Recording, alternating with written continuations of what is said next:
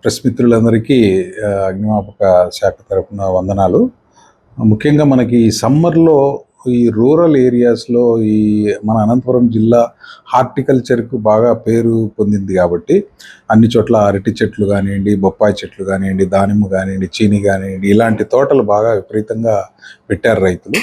అక్కడ ఏం జరుగుతుందంటే, ఇప్పుడు ఎండాకాలంలో టెంపరేచర్ 45 డిగ్రీస్ 44 డిగ్రీస్కి వెళ్ళడం వల్లనైతేనేమి, తర్వాత గాలి వేగం పెరగడం వల్లనైతేనేమి ఈ ఫైర్ కాల్స్ అన్నీ ఎక్కువ వస్తున్నాయి. ప్రతిరోజు కూడా ఫైర్ కాల్స్ మాకు 10 నుంచి 15 వరకు జిల్లా వ్యాప్తంగా వస్తున్నాయి. మేము దీన్ని అబ్జర్వ్ చేసినప్పుడు మాకు తెలిసిన కారణాలు ఏంటంటే, ముఖ్యంగా కొంతమంది ఈ పశువుల కాపర్లు, ఈ గొర్రెల కాపర్లు, వీళ్ళు కొంతమంది రైతులు కూడా రాబోయే వర్షాకాలంలో గడ్డి బాగా మొలిచి మాకు పశువులకు మేత కావాలని చెప్పి గట్లకి నిప్పు పెట్టడం వల్ల కొన్ని చోట్ల ప్రమాదాలు జరుగుతున్నాయి. కొన్ని చోట్ల ఈ కరెంటు వైర్లు గాలి యొక్క వేగానికి అలా ఇలా ఊగి నిప్పు రవ్వలు రాలి అట్లా కొన్ని చోట్ల ఫైర్లు అవుతున్నాయి.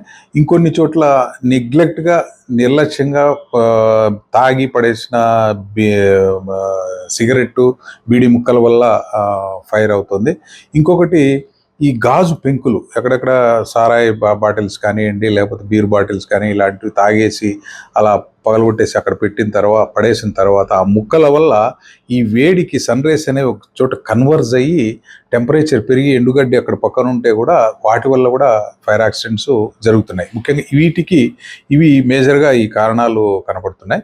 మరి వీటిని మనం తీసుకోవాల్సిన జాగ్రత్తలు ఏంటంటే, ముఖ్యంగా ప్రజలు అవేర్నెస్ కలిగి ఉండాలి. ఈ పొలాల గట్లకి నిప్పు పెడితే మంచి గడ్డి వస్తుంది, బాగా వర్షం పడి బాగా పడుతుంది అనేది అపోహ మాత్రమే. అది రైతుకి చెడు కంటే మేలు కంటే చెడే ఎక్కువ చేస్తుంది. ఎందుకంటే ఆ పొలం యొక్క క్రస్ట్లో ఆ చెట్లకి మొక్కలకి కావాల్సినటువంటి బ్యాక్టీరియా అనేది చచ్చిపోతుంది. ఈ అజిటోబ్యాక్టర్ నైట్రోబ్యాక్టర్ అనేటువంటి బ్యాక్టీరియా కూడా ఈ నిప్పు పెట్టడం వల్ల చనిపోయి నెక్స్ట్ క్రాప్కి రావాల్సిన పోషకాలు ఇవన్నీ అందకుండా పోతాయి. కాబట్టి అది అపోహ మాత్రమే. అట్లా నిప్పు పెట్టకూడదు. దయచేసి రైతులు ఈ జాగ్రత్తలు తీసుకోవాలి. పశువుల కాపర్లు ఈ మరీ ముఖ్యంగా ఇంకొంతమంది చోట్ల ఈ వైర్లు గాలికి ఊగుతూ ఇలాంటివి ఉంటే కరెంట్ వాళ్ళని కన్సల్ట్ చేసి అక్కడ అటువంటి లైన్లను టైట్ చేయడమా లేకపోతే ప్రికాషన్స్ తీసుకోవడమా చేయాల్సి ఉంటుంది. ఈ కంచె చుట్టూతా కూడా ఎండుగడ్డి ఏదైనా పెరిగి ఉంటే కనుక ఆ ఎండుగడ్డిని ముందే కొంచెం ట్రాక్టర్తో దున్నేయడం వల్ల దాన్ని అరికట్టే అవకాశం ఉంటుంది. ఇంకా కంచె చుట్టూ కూడా పచ్చిగడ్డి, అంటే మనకు పశువులకు మేత దొరికే నేపియర్ గడ్డి అని అంటారు, ఆ నేపియర్ గడ్డి పెంచుకుంటే ప్రమాదం తగ్గే అవకాశం ఉంటుంది. చుట్టూతో కూడా ఎట్లాగో డ్రిప్స్ ఎక్కువ వేస్తున్నారు. చాలా చోట్ల డ్రిప్స్ స్ప్రింక్లర్స్ యూజ్ చేసి మన అనంతపురం జిల్లాలో హార్టికల్చర్ హబ్ లాగా మారింది. దేశానికే మొత్తం ఫ్రూట్స్ అన్ని పంపిస్తోంది.